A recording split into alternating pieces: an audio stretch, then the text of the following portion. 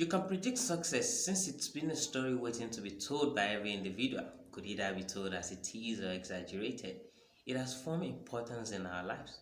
Success is important because you can afford happiness and gratitude. And of course, you and I want to be in abundance of that affordability. It's the ramification of the future or whatever moment we are in. This euphonism of success is such a desirable venom the populace overdoses upon. Sometimes there's a lack of substance to measure up to what being successful is, even though everyone is in pursuit of success. You must predict your success.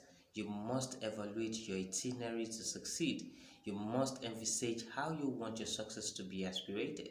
You must uphold advocating successiveness. To what means to an end can you sustain success? Or what makes an enthusiast a void to their talents?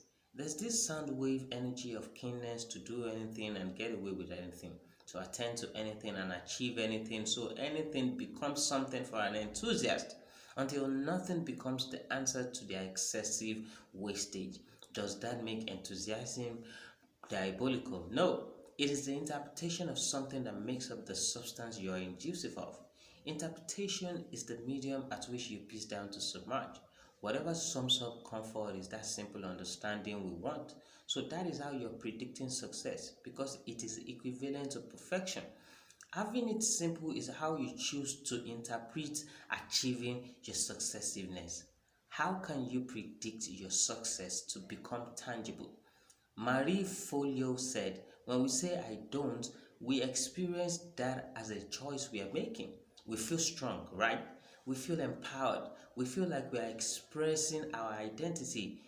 We are living to our standards. Every person is entitled to dream, predict, and imagine, of which there's willpower to take on that leap to feet.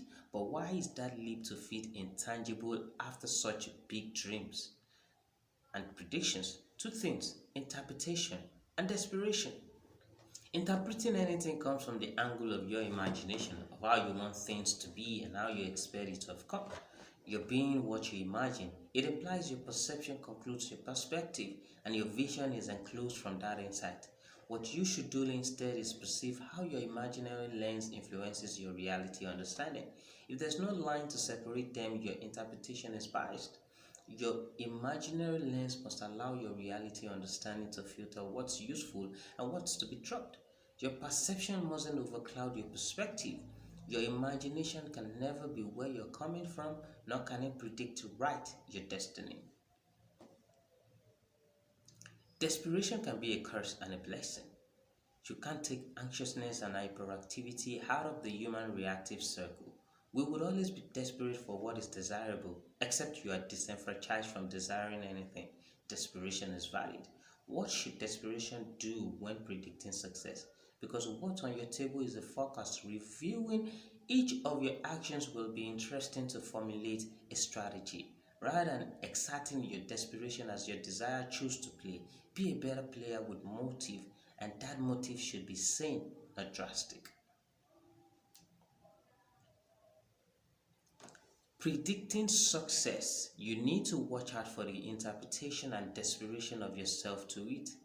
These two things might not be substantial in sight, but trust me, in depth they rule your commercial. So take note.